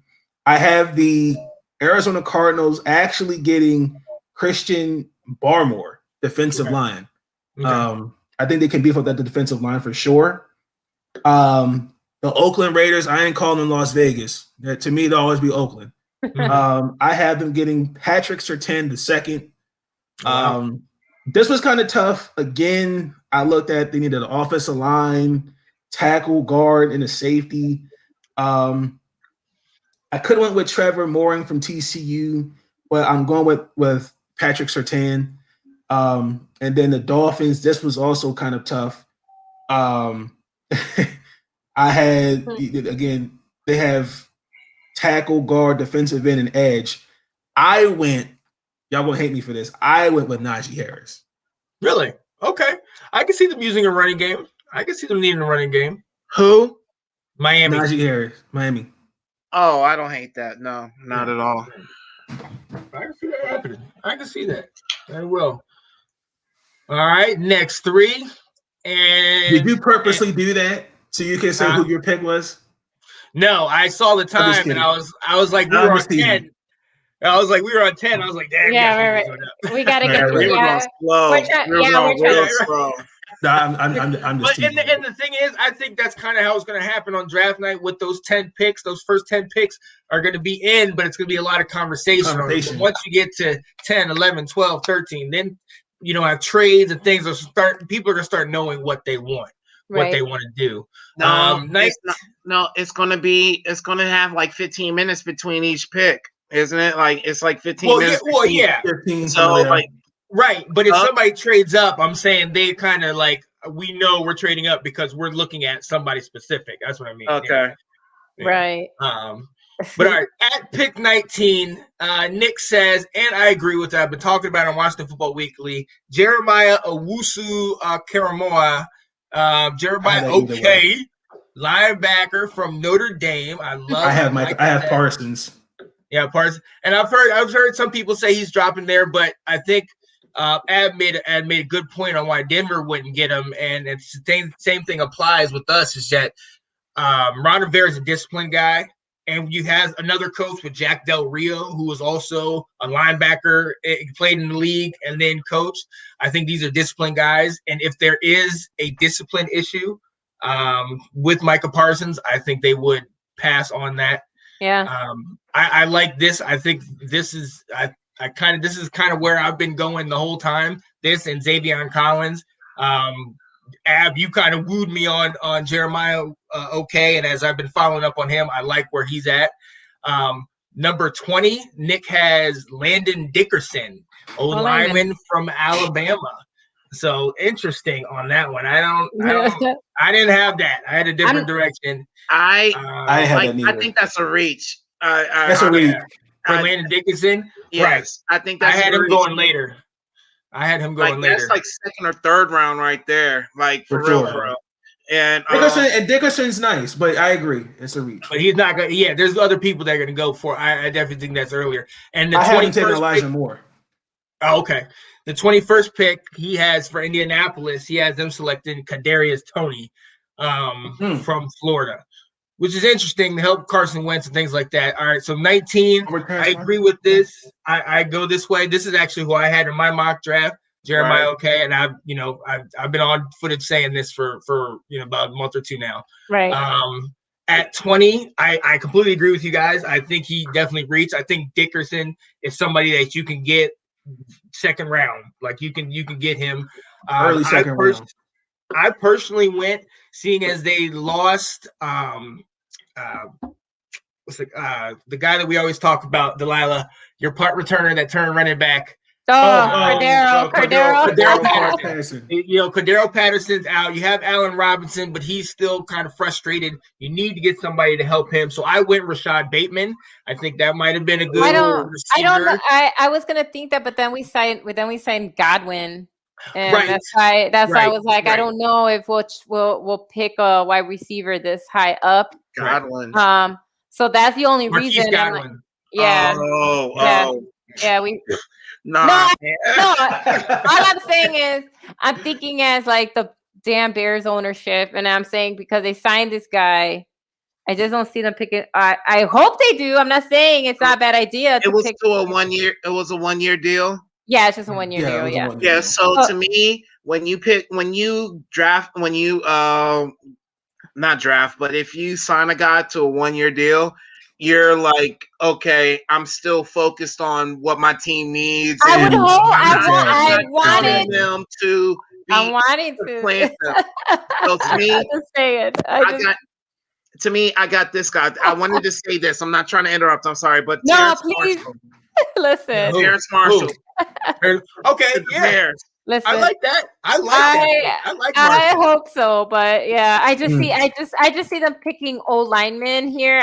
I don't necessarily agree with Dickerson. I just feel like they probably will go O line. Now they go wide receiver, I will be excited. But again, I've been disappointed before. I think it's because you don't have Robinson next year, and then you don't have any wide receivers really after him. Right. To get that next wide receiver moving forward. And I trust Bateman. I really like him. I like what he did. I hope so. And stuff like that. So I have Elijah Moore to Mississippi. Yeah. So at 21, he said Kadarius Toney to Florida. I personally had Elijah Vera Tucker. I had the O lineman, somebody to help Wentz out. That's who I had. Right side? Because you got Costanzo on the left. Yeah, I have him on the right side. Okay. But then but he has Kadarius Toney there. So that's what I have for 19, 20, 21. All right, so 20. I have Tevin Jenkins for that. And see, I like him. He's been getting a lot more of attention recently. Is he Oklahoma State or where's he? Oklahoma State. Yeah, he's been getting a lot of attention recently. So I definitely see him moving up into those three spots. So, all right, number 22. This is where Nick says Rashad Bateman will go to Tennessee. 23, he has Tevin Jenkins going to the Jets. And 24, he has Pittsburgh hitting Travis Etienne. So, Ab, what you got? 22, Tennessee. Who you picking? 22, Rashad Bateman. I got it too. I do. Yeah. I like think that. Tennessee needs to replace who did they just Corey lose? Davis. Corey Corey Davis. Davis. There you go. Yep. Yep. Yep. So I got that. Absolutely. 23. I got Greg Newsome. Yep. Yep, I do. I like him. I think they need a Revis Island 2.0 over there. So yeah, I can see that. And 24, I got Najee Harris. I think Najee Harris. I think Najee Harris is the first running back off the board. Really? He's Nice. he's huge, and he can run the ball and catch the ball. And honestly, Pittsburgh needs that. Like honestly, exactly they what haven't they had that in a while. Over Yeah. Javonte Williams. Javonte Williams. From North Carolina. Javonte Williams going in the first round. I think I don't Najee see. Harris. Yeah. I think I Najee Harris. love him. Yeah, I love Javonte Williams, but I don't think he's going in the first round. Okay. Yeah, Javonte Harris, and what's sad is like Javonte Harris is going to slide, and it's because he doesn't have that recognition because he's from North Carolina. North Carolina, But right? Najee Harris, Unfortunately, Najee Harris is prime time. You know what I'm saying? And he's been in everyone's face for a year or two. So like, exactly. You know what I'm saying? You That's can't it. ignore Pittsburgh has glaring holes in their offensive line. They just lost Marquise Pouncey. Vera Hose gone. I personally, I have Tevin Jenkins taken at 24. That's not a bad pick. No, it's not a bad pick. But they definitely need. There is a hole also at running back and O line, so they need to either or. But yeah. But I see linemen as well. I personally, who did I have for that? So I had Newsome going at 22. It was interchangeable for me with receiver, and because I already had what's his name, Bateman going. I had Caleb Farley going at 23 for the Jets. Okay. His injury concerns me. His injury concerns. Well, right, and that's why he's dropped so much. Right. So I'm kind of like, maybe he'll go there. I don't know. And then I had Walker Little going to the Steelers because I think they need a line. You know. Okay. So I had this is kind of funny. I had Carolina. I had Tennessee getting Jalen Phillips out of Miami. Okay. And I had the Jets getting Greg Newsome II. So I don't disagree with that Phillips pick. Tennessee's always looking for a pass rush, so I'm not mad at that at all. Yeah. So moving on, Delilah coming to you for picks 25, 26, and 27. First, at 25, he has Jacksonville taking Christian Barmore, edge rusher out of Alabama. Okay. At 26, he has Cleveland taking Gregory Rousseau, edge rusher out of Miami. And at 27, Alex Leatherwood, offensive lineman, Alabama. Nate is officially done. We'll come back to that. Delilah, 25, Jacksonville. Back on the board. What you got? I'm not mad. I'm not upset with this pick. Like, I think I think we know like that Jacksonville, even though they had the worst record in the NFL last season, they actually they didn't lose by a lot. We know that they weren't really blown out even in those games, and so I don't see this as a bad pick. I could definitely see them picking an edge rusher right here, so I'm not mad at this pick. This is fine.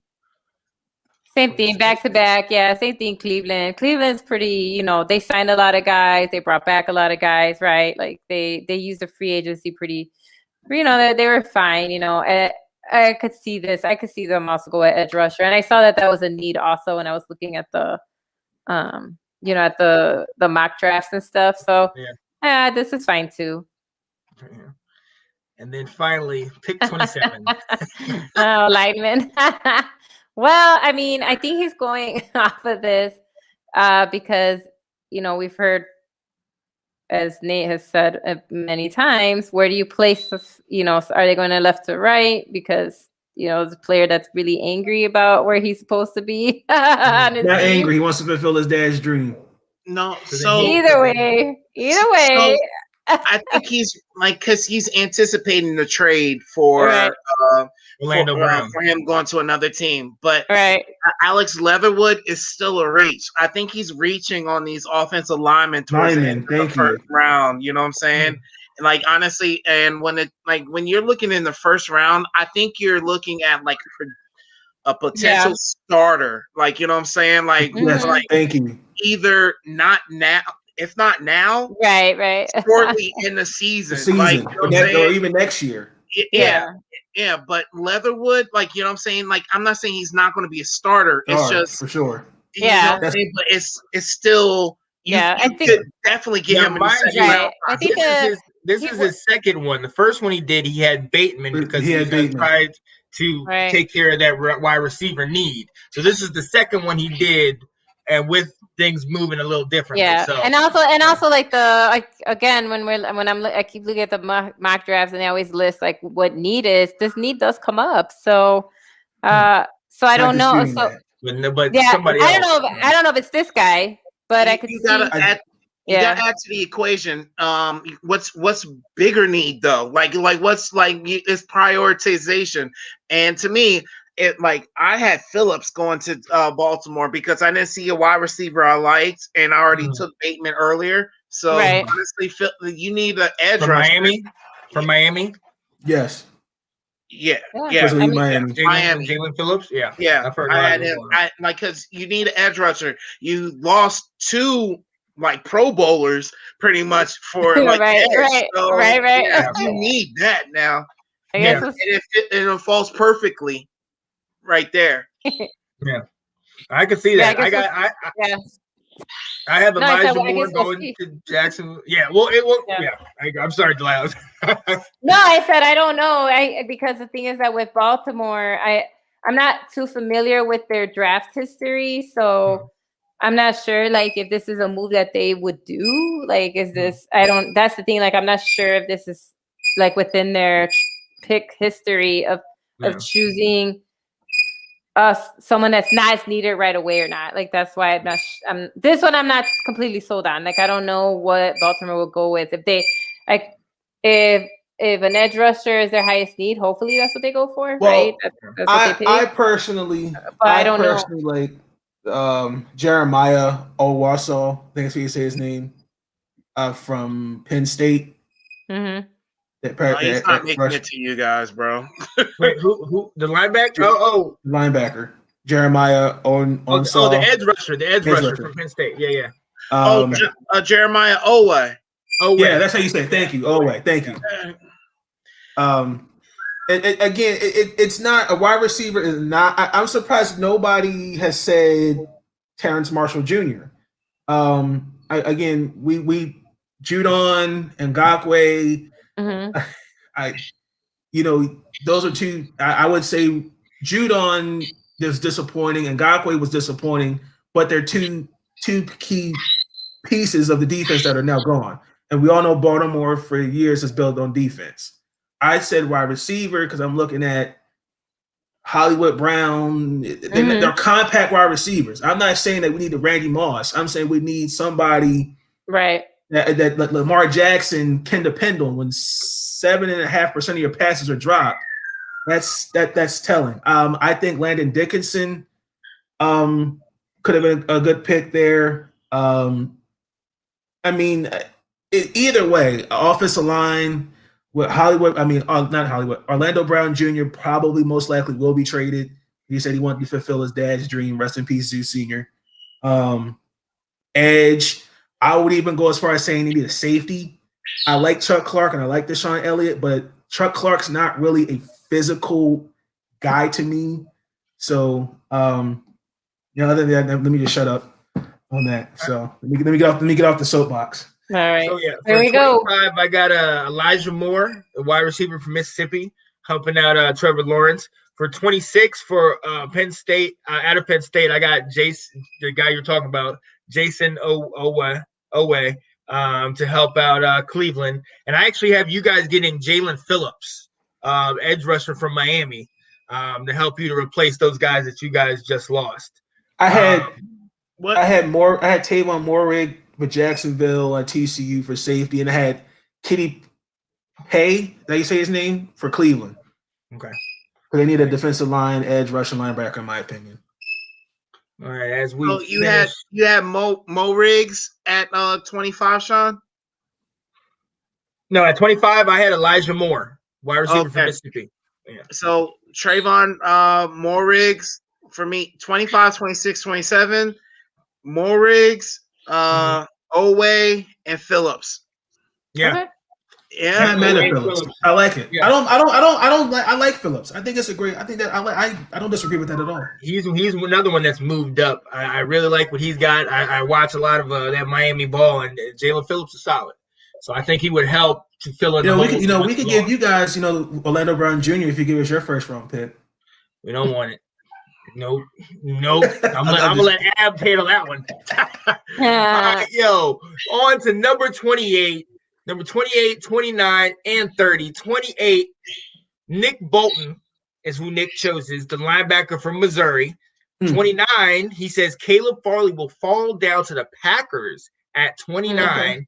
And then at 30, the guy that I absolutely love, Zaven Collins will go to Buffalo. So at 28, personally, I had Terrence Marshall. I thought he was going to be a great help and something that Ab's guy down there, the quarterback over in the Saints, I thought Jameis Winston would love a Terrence Marshall type. We knew what he did a couple years ago. Michael Thomas. But Terrence Marshall wouldn't be a good help. What did Michael Thomas do when he was off? I'm not. Don't dispute me on that. Hold on, don't dispute me on that. I agree with that. But I'm just saying. Yeah, he's not still on the field. Yeah, for sure. And you need a number 2 because what's his name is gone. Emmanuel Sanders. Emmanuel Sanders, right? So you need a number 2. I think Terrence Marshall. I think he'll still be around. I think a lot of people are living off of the championship game from 2 years ago where he caught 4 touchdown passes against Oklahoma or something like that. But he didn't have the greatest year. I mean, the team wasn't the greatest. It wasn't the team it was the year before. But I think he'll drop there. For me, I got Asante Samuel Jr. going to Green Bay. I do think they go for a corner.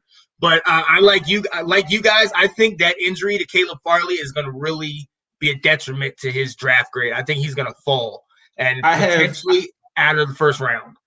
And then I got Woozier going in at 30. 30. For Georgia to Buffalo. I have J.C. Horn actually taken by the Saints. I'm looking at the defense.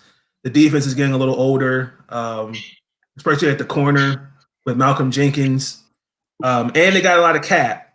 They're in the red. So I feel like they could really take a corner in this instance.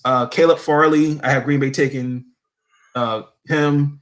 I have Buffalo taking Asante Samuel Jr.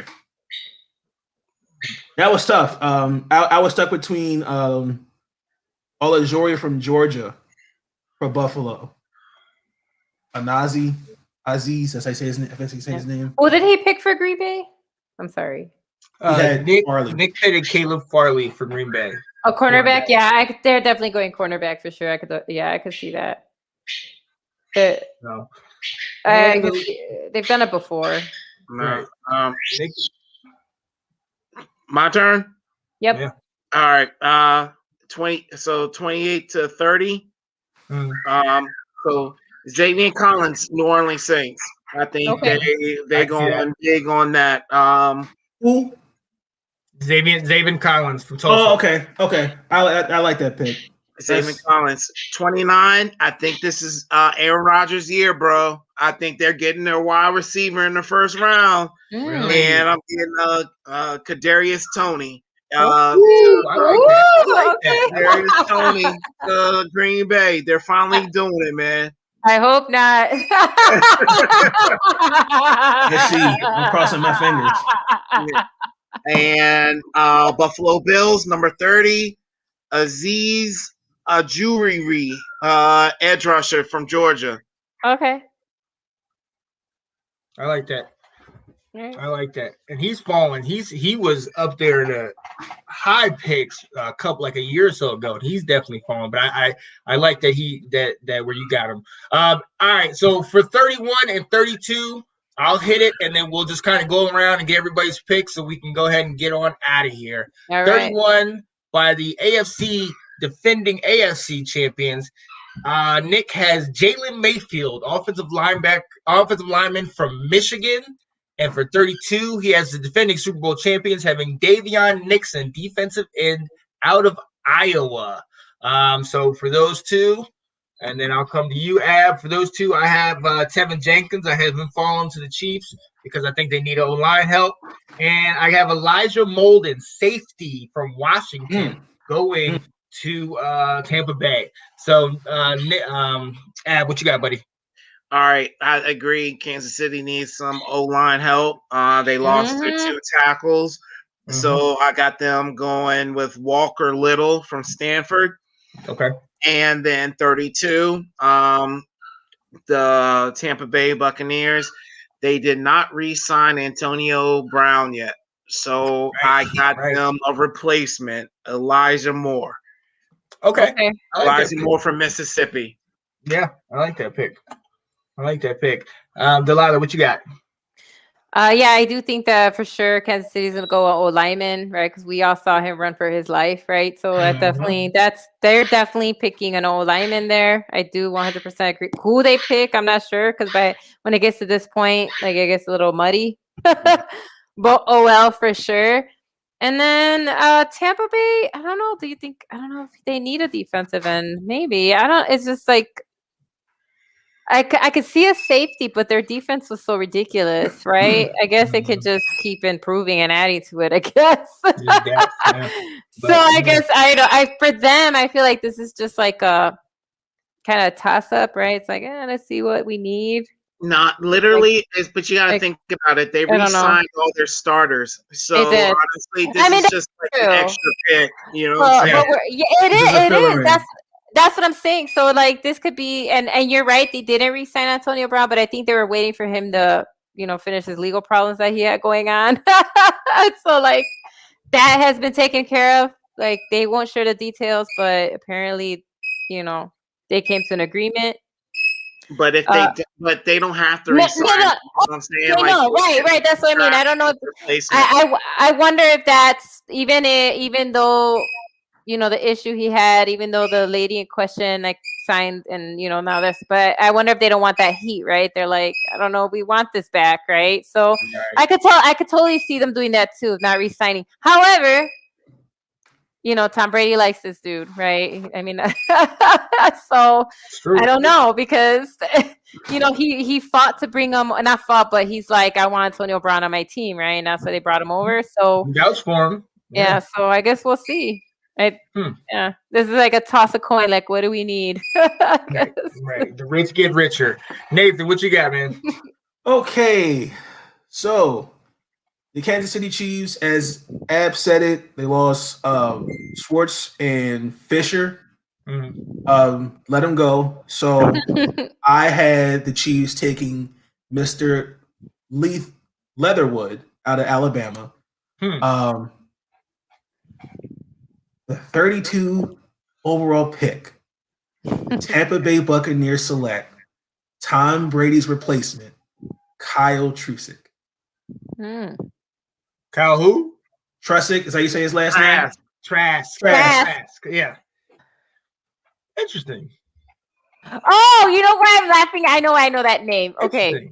So that quarterback you just mentioned has been, and has been courted by New England because they like him. Because remember I was saying like they don't really like, that's kind of what they do. Kyle Trask is the quarterback that I was saying how there's some B-lister kind of quarterbacks. Yeah. They've been talking to this guy. They had dinner with this guy. They like sent him messages and stuff.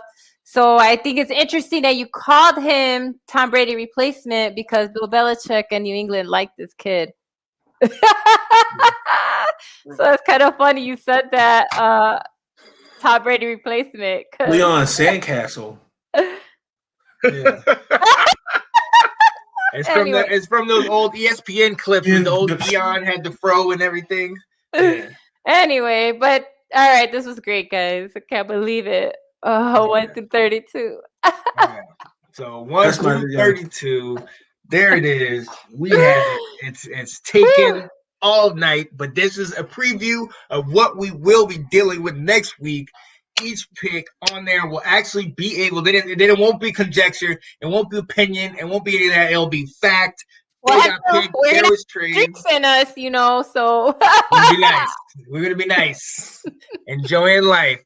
Cannot wait. I cannot wait to see what happens. My God, I cannot wait to see what happens. And look, let's just go ahead on that same sweet note. Let me go ahead and turn this part off and hit this right here for that one last word.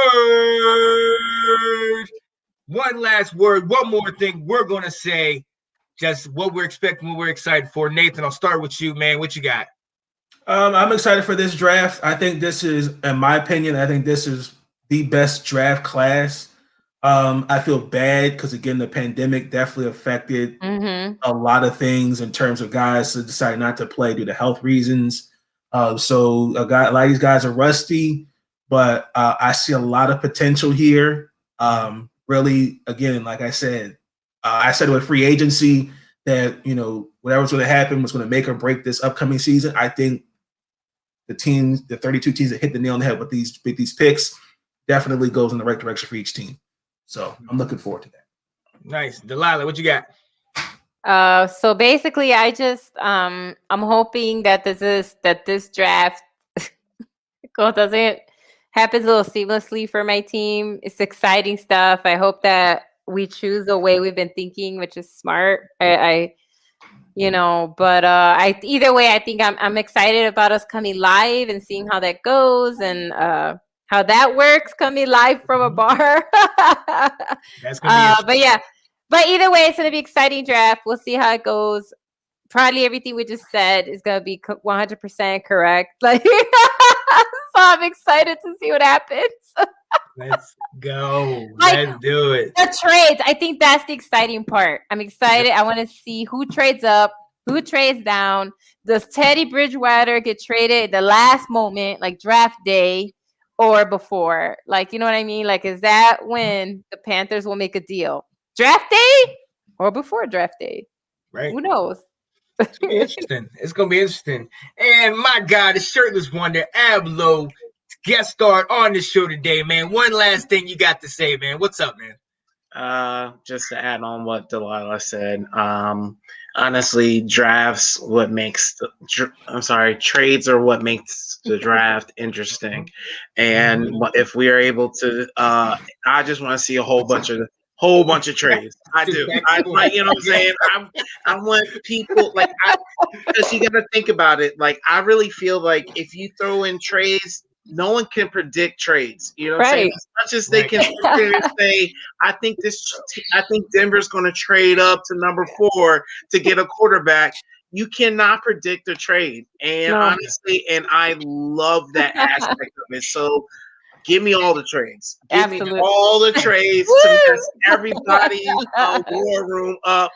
I'm all about that. Let me see some trades, especially in the top 5, bro. That makes everything even that much better, man.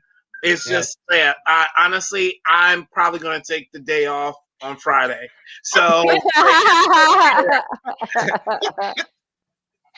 I can dig it. I'm right there with you, man. All of this is beautiful. It's exciting, but it's like you said. I gotta set on my guy Ablo. He said we called the draft, but really it's a lottery because you're trying to see if this guy that you're putting all this stock in is your guy. And we talked about last week. Not gonna get into it. What a bust was, and we tried to figure out what that was, but you really don't know. Even if you sit here and like, I got him, I got my guy, we pick him, boom, boom, boom, signs the contract and then slips on something and all of a sudden he's done for the season. And now you're like, whoa, where do we go from here? So I love it. I love that you get these guys that have been waiting for this their whole life to come out here, put the hat on, stand with Goodell, with the jersey, the whole 9. I'm happy for you guys. This is your day, and we will be in Chicago at my buddies me, Nicholas Rosario, Delilah Crespo, and we will call up our guys, Ab, Nathan, Will, Anton, if he shows up that day, and we will definitely be there for you live, breaking down every single pick in the draft, hopefully seeing trades, hopefully looking at interviews. There's just so much going on, and it's all been culminating to this moment, guys. This is why we've been doing it. Hopefully, tears of joy for our teams. Hopefully, tears of joy for our teams. Tears of joy, not sadness. So I'm rooting for our three teams. Hopefully, Dan Snyder stays on that yacht and leaves us alone. Hopefully, he stays out on his yacht and leaves us alone. Let's hope for that. Let's hope for that. But yeah, ladies and gentlemen, this is why we've been doing these shows since the Super Bowl ended, through the free agency, through all the unrestricted periods and everything leading up to the draft, April 29th. Next week, ladies and gentlemen, it's almost here. It is almost here. We are so excited. We're so excited that you were able to join us. Ladies and gentlemen, we have to go, baby, because we need to get some sleep and rest up for this event next week. So thank you so much for joining us, so much for being with us. Anthony Handy, Vito, Josh Epperson, Kat, Cameron, all of y'all that stayed and watched periodically throughout the show. I know it was long, but we still love you. We appreciate you so much. We thank again my main man, the Shirtless Wonder, for joining us. Yo, check him out.